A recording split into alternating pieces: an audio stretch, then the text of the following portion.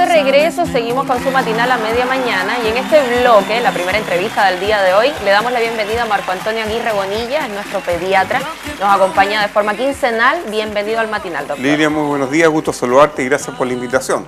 Doctor, hoy nos trae un tema bien importante, curioso, que a más de algún televidente le va a llamar mucho la atención. Vamos a estar abordando el tema del ronquido, tal cual, cuáles pueden ser los factores que pueden influir en este síntoma, podríamos decir. Bueno, doctor, comencemos a hablar, definiendo qué significa, qué es el ronquido. El ronquido es un sonido, habitualmente rudo, grave, ¿Sí? que se emite durante el sueño y se produce básicamente por la obstrucción de la vía aérea superior. Lo importante es que este ronquido implica riesgo desde el punto de vista de la salud y particularmente riesgo desde el punto de vista de deterioro cognitivo, metabólicos y cardiovasculares. Perfecto, doctor, porque típico que el ronquido ya uno lo ve como algo normal. O sea, la mayoría, no sé, o en la mayoría de las ocasiones uno ve casos con los hombres. No sé si quizás también el género puede influir en que se presenten más casos.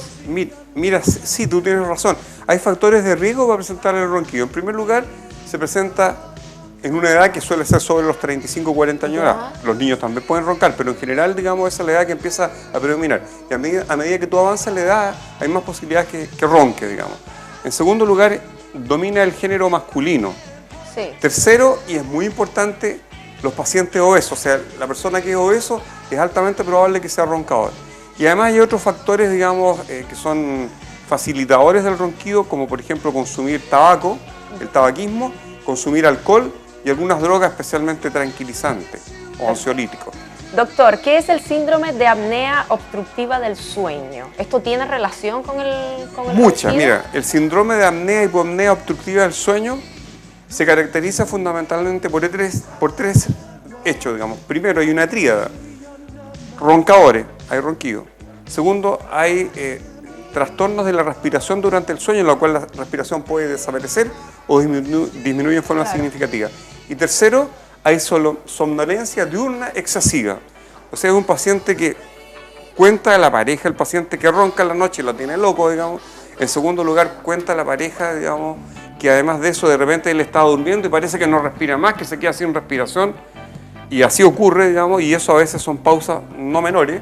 Y esto es muy repetitivo en algunos pacientes. Y tercer lugar, que durante el paciente, como no ha descansado, no ha tenido un sueño reparador, durante el día anda con somnolencia, lo que le involucra riesgos de accidentes de tránsito, muy frecuentes, porque se quedan dormidos manejando, o también accidentes laborales. Y entonces la persona trabajaba en un digamos, lugar de peligro y tiene el accidente en forma con más facilidad. Por supuesto, doctor. Ahora acá tenemos una pregunta que está relacionada a cuál es la prevalencia del SAOS o SAOS. ¿Podemos definir? Claro, lo que dices tú como SAOS es el síndrome de apnea hipopnea obstructiva del sueño o simplemente síndrome de apnea del sueño. Ah, ya, perfecto. Eso es SAOS. Era lo que estábamos conversando, pero en siglas. Conversando. ¿Cuál es la prevalencia de esto y cuáles son los factores de riesgo para presentarlos? Mira, la prevalencia es variable según, digamos, el área geográfica que tú lo estudies, y en segundo lugar también va a depender de los medios que tú estudies, digamos, o trates de identificar este cuadro del SAOS, síndrome de apnea obstructiva del sueño. Ahora, en general se dice que tiene una prevalencia del 4 al 5% aproximadamente. Y los factores de riesgo son, aumenta con la edad, tradúzcase sobre 35 40 años, claro. Aumenta en el género masculino, las mujeres en el periodo menopáusico, posmenopáusico, de nuevo lo igualan.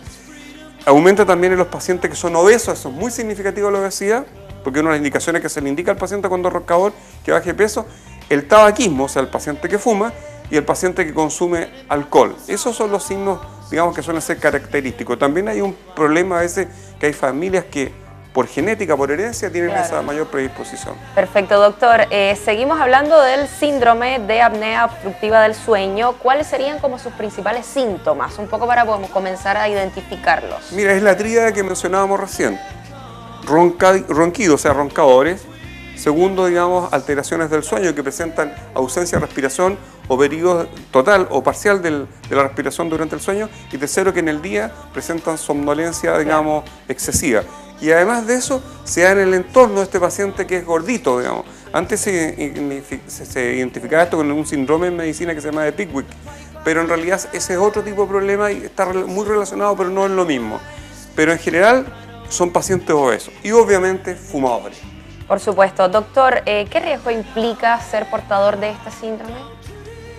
El síndrome de apnea del sueño involucra varios factores de riesgo, digamos, varios hechos que te pueden dañar. Uno es el deterioro cognitivo.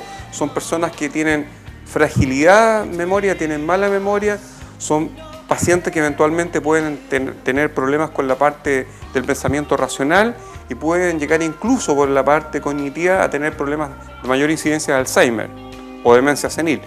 Ahora, además de eso, tienen problemas desde el punto de vista metabólico y aquí van relacionados básicamente lo que son problemas de la diabetes mellitus y problemas del colesterol. Y además de eso, suelen tener problemas desde el punto de vista cardiovascular y aquí va a haber una serie de patologías. Claro. Hipertensión arterial. En un paciente hipertenso uno debería estudiar la presencia del síndrome de apnea obstructiva del sueño. Pacientes que tienen problemas de cardiopatía isquémica o cardiopatía coronaria. Pacientes que tienen problemas desde el punto de vista de accidentes vasculares encefálicos o accidente, digamos, cerebral vascular. Y además de eso tienen problemas de arritmia y también de hipertensión pulmonar y de insuficiencia cardíaca congestiva. Pero lo que es predominante básicamente de todas estas patologías es la presencia de la hipertensión arterial. Ese debiera uno estudiarlo y estar muy atento.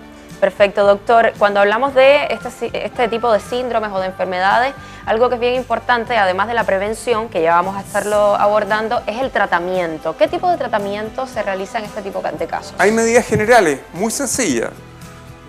Son obesos, reducir de peso, claro. O sea, mantener una alimentación saludable. Hacer actividad física. Hacer actividad física, excelente medida. Tercero, no fumar. Cuarto, no consumir alcohol. O si se consume, consumir en forma moderada y ojalá no en la noche. Y por último, digamos, junto con esto, va asociado al hecho, digamos, de usar ciertos dispositivos de tratamiento. Y antes de usar dispositivos, también la posición para dormir. El paciente que duerme de lado tiene menos posibilidad de ser roncador que el que duerme boca arriba. ¿Por qué? Por estructura facial y fundamentalmente por la dilatación de los músculos faringeos que se colapsan en esa posición y la lengua que protruye y obstruye hacia atrás. Es una posición muy conveniente. Aplicar, podríamos decir, un poco las medidas que hacemos con los bebés, como los recién nacidos, que claro, aunque no sea el mismo final, porque finalmente claro, no lo hace para que no se ahoguen, sí, o sea, de algún modo sirve. Sí, pero cuidado, en el niño la posición boca arriba es la segura, la posición de lado boca abajo tiene riesgo claro, de muerte súbita del lactante. En cambio, en el paciente que tiene síndrome de apnea obstructiva del sueño, la posición ideal es de lado, lateral, de dormir de lado. Así que con medidas sencillas, baje de peso, haga actividad física, no fume, no consuma alcohol y además de eso duerma de lado, va a tener un grupo significativo de pacientes solucionado el problema.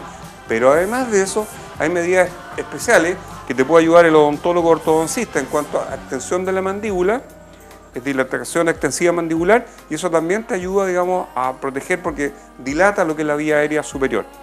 Pero el tratamiento esencial es el CPAP. ¿Qué es lo que es el CPAP?